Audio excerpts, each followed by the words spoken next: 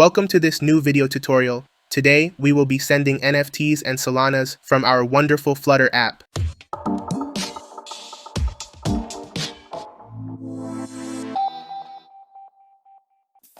So far, our app allows us to log in with a seed phrase or create a new account. See our balance, create and deploy NFTs with image files, burn NFTs, and allows us to work on Solana's mainnet and DevNet networks using custom RPCs. Our app is programmed to use QuickNode's NFT API and IPFS services to create and display the NFTs in our account. Today, we want to address the process of sending our NFTs to other accounts to increase the functionality of our app. We will complement this tutorial by also adding the ability to send Solanas.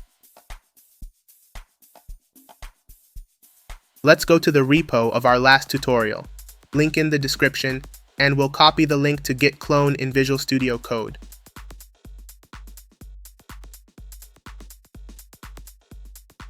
Let's create the .env file with our IPFS API key from QuickNode's IPFS service. Remember that in order to use the NFT creation functionality of this app, you will need to use an IPFS service where the image files and metadata will be stored. Our code is designed to work directly with QuickNode's IPFS service. We invite you to visit quicknode.com for more information. To start creating the interface from which we will send our NFTs, we go to the Show NFT page, and there we locate our Burn NFT text button that we created in the previous tutorial and duplicate it as follows. And now to the first one, we will change the text to Send NFT and replace the fire emoji with a send icon as follows. Let's run our application to see the changes in the UI. A very important step that we must not forget is to go to the settings, activate DevNet mode if it is not activated, and make sure you have a QuickNode RPC in the corresponding box, so that all the functions of the application work correctly. If we don't have any NFTs in the account, we must also make sure to have one from our app if you have it configured correctly. With your QuickNode IPFS API, you can create an NFT as we have already done in previous tutorials. With our NFT in the account, we can click on it and we will navigate to the Show NFT page and see our send button displayed correctly. Back to our Show NFT page, in the onPress parameter of the corresponding text button, we will call a Show Send dialog function that we will create below. For this, we will duplicate our Show Burn dialog function, change the name for the one we just entered in the text button, and modify the dialog title alert to Send NFT.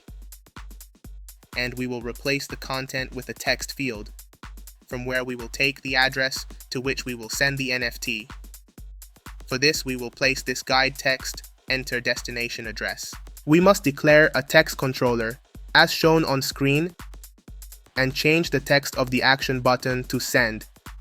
And we will remove the call to the burn NFT function, that we will later replace with the call to the send function that we are going to create. Our alert box works correctly, and we are ready to create our send function. To send or transfer an NFT, the process is similar to transferring any SPL token on Solana. In the documentation, we can see that to transfer tokens, we will need the following accounts: the fee payer, which in this case will be our wallet, the associated token account of the sender, the mint address of the NFT, the associated token account of the recipient of the NFT, and the account owner of the NFT at the time of sending. In the services folder, we will create the send.nft.dart file, and inside we will create the send.nft function that we will program to return a future string. The function will receive the NFT and the address to which we will send it. The first thing we need is to create our client, and for that we need to read the network and RPC from internal storage. We can copy all this code from the burn nft.dart file, importing the Flutter Secure Storage library, and the Solana library, as shown on screen. The second step will be to read our secret phrase, also from internal storage, and with it create our key pair as we have done repeatedly in this series of tutorials. Now we are going to copy the code to create our A token account, that we will call source ATA here, referring to the associated token account, from where the NFT is sent.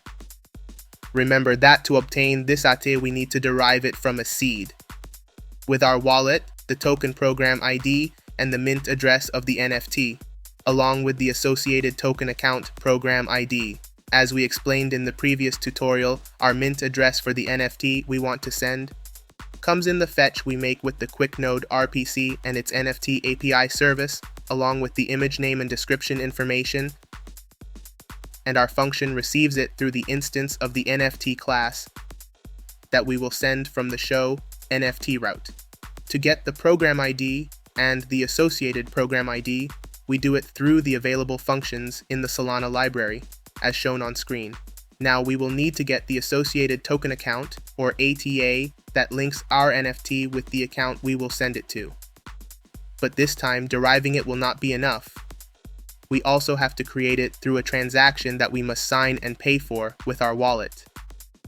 All this in case this account does not exist. It may also be the case that our NFT has already belonged to that account previously, and therefore we should not create the respective ATA.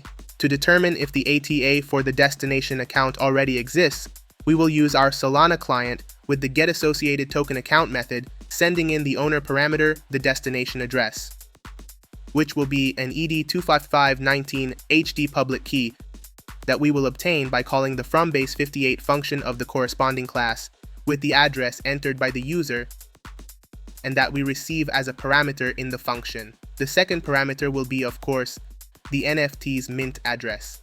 If the getAssociatedToken account function returns null, it means that the account does not exist, and we must create it. The first thing we will do is derive it exactly the same way we have derived the origin ATA, but changing the first account in the seed to the destination account. The result we will save in a variable destination ATA that we will declare. Before, the condition we are checking, the variable will be of type ED25519 HD public key. With our derived ATA, we will create an instruction through the createAccount method of the associated token account instruction class of the Solana library, with the parameters funder, who will pay the transaction, in this case our wallet, in address the destination ATA that we have just derived. In owner, we will place the destination address, since it will be the account owner of the ATA, and in mint, the mint address of the NFT token. With the instruction ready, we just need to create a message with the instruction and then send the transaction with the message and our wallet as signer. In this way, we will have created the account. If our getATA variable has not been null, that is, the destination ATA had already been created previously, we will convert it to public key as shown on screen and save it in our destination ATA variable. In this way, we already have everything we need to send the NFT, so we will create this instruction through the transfer checked method available for the token instruction class of the Solana library. This function is the same one that would be used to send any token on Solana's network, with the difference that for non-fungible tokens, the amount will be 1 and the decimals 0. In source, we place the origin ATA, in destination, the destination ATA, in mint, the NFT's mint address, in signers, our wallet that will sign the transaction, and in owner, in this case, the wallet that currently owns the NFT, which in this case is our own wallet. Again, we create a message with the instruction, and then send the transaction as we have done previously, returning the result, and our send NFT function is ready. Back in our show NFT, we will call our send NFT function, which will be imported from the corresponding file. In our function, we will send the NFT that we access through the widget.nft as shown on screen, and we must send the shipping address that we will take from the text controller by assigning it to a variable address. After the process is complete, we will return to the home route. Let's run our application and click on our NFT. which will take us to the Show NFT route, and then click on Send. We will enter the address of our Phantom wallet and send the NFT.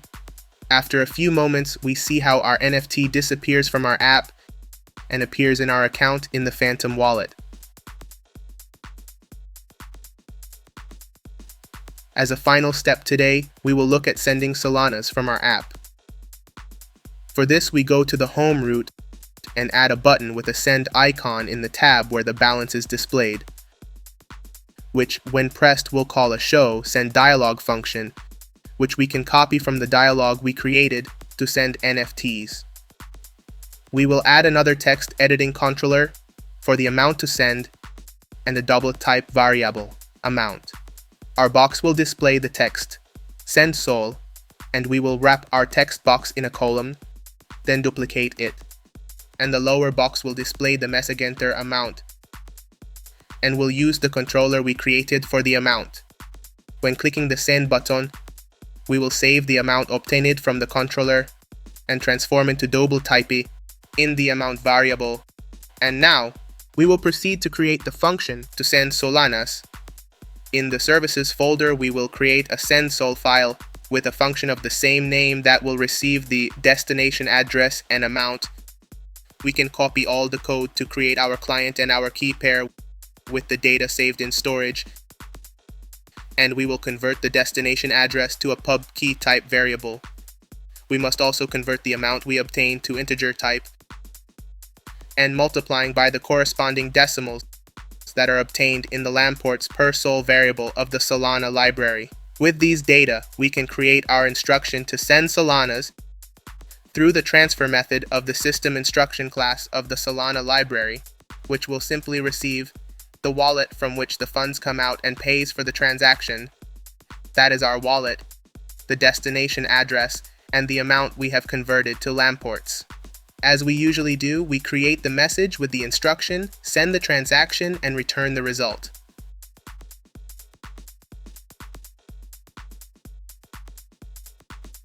By running the application, we can now send funds from our app and go to update the balance as the funds have been transferred correctly. We would love for you to participate by adding error handling to this function and the UI to display the result of the process on screen, and make all the modifications and customizations to this code to include them in the repository. Please subscribe, ask your questions, and share. See you next time.